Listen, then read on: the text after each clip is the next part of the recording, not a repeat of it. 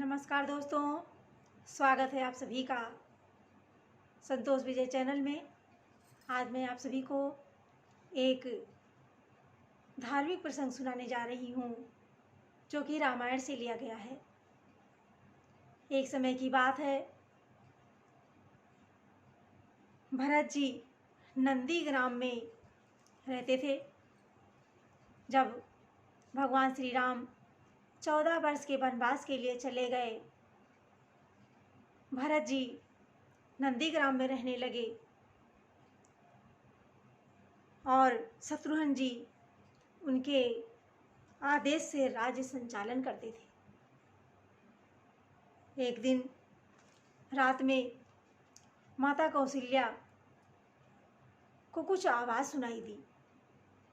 आधी रात का समय था, छत पर कुछ आहट सुनाई दी। माता कौशल्या ने अपने महल की छत पर जब आहट सुनाई दी, नींद खुल गई।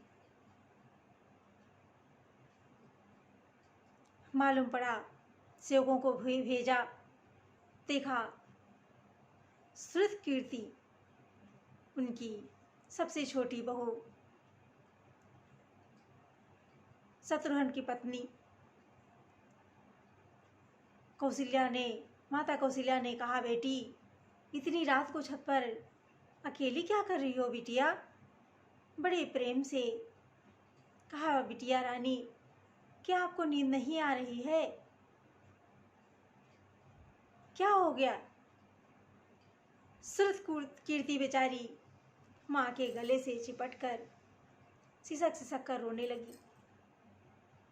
माँ कुछ गला रुंध गया, आवाज ना आई। माता कौशल्या ने कहा, बेटा शत्रुघ्न कहाँ है? श्रुति ने कहा, माँ उन्हें देखे हुए तो 13 वर्ष बीत गए। माता कौशल्या का हृदय कांप गया, निरुत्तर रह गई, चुपचाप। समझ ना आया, तुरंत सेवकों को आज्ञा दी, पालकी सजाई गई। सब लोग आदेश हुआ, शत्रुघ्न को ढूंढने निकले। क्या आपको मालूम है शत्रुघ्न कहाँ मिले, कैसे मिले? ढूंढते ढूंढते जहाँ पर नंदीग्राम में भरत जी रहते थे, उन्हीं के दरवाजे के भीतर एक पत्थर की बड़ी सी शिला पड़ी थी। उसी शिला पर शत्रुघ्न अपने बाएं हाथ का तकिया बनाकर उसी पत्थर की शिला पर लेटे हुए थे, सो रहे थे। माता कौशल्या जब गई, देखा, सराहने बैठ गई, सिर को सहलाया, आंखों में अश्रु।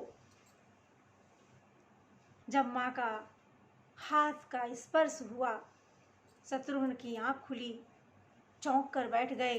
अरे माँ, आप यहाँ?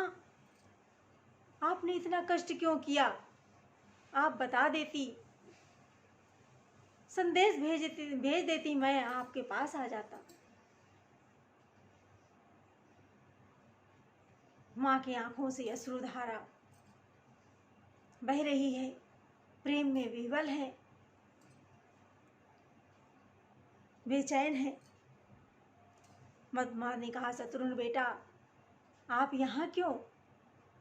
वहाँ श्रुतकीर्ति बिटिया अकेली है, मुझे आज पता चला तो मैं आपको ढूंढने आई।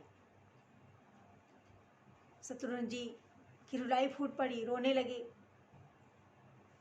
माँ, भैया राम वन को चले गए, लक्ष्मण जी उनके साथ चले गए, उनके पीछे चले गए। भरत भैया नंदीग्राम में रहने लगे। क्या ये राजमहल, ये राजसी वस्त्र आभूषण, ये सब क्या मेरे लिए है? इतना कहने की देर थी, फूट कर रो पड़े। माता कौशल्या निरुत्तर हो गई। ये रहा सभी भाइयों का प्रेम और रामायण हमें यही सिखाती है कि सबके साथ किस तरह से प्रेम से मिलजुल कर कैसे रहना चाहिए, क्या मर्यादा है, क्या प्रेम है। भगवान राम के सभी चारों भाइयों में सब एक दूसरे के लिए प्रेम में प्रथम है, कोई भी पीछे नहीं है। कोई भी अपनी प्रतियोगिता में और त्याग में पीछे नहीं है। सब एक दूसरे से अद्भुत प्रेम करते हैं।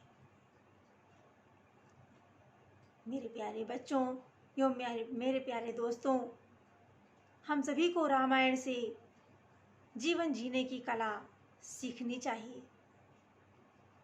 एक आदर्शवादी परिवार रामचरितमानस हमें सिखाता है भाई के साथ कैसा प्रेम होना चाहिए, माता के साथ कैसा होना चाहिए, पिता के साथ, भाई के साथ, बहन के साथ, परिवार के साथ, समाज के साथ जीने की कला हमें मानस सिखाती है। तो आप सभी को ये प्रसंग कैसा लगा कमेंट बॉक्स में लिखकर आप सभी ज़रूर बताएं। सभी को जय श्री राम।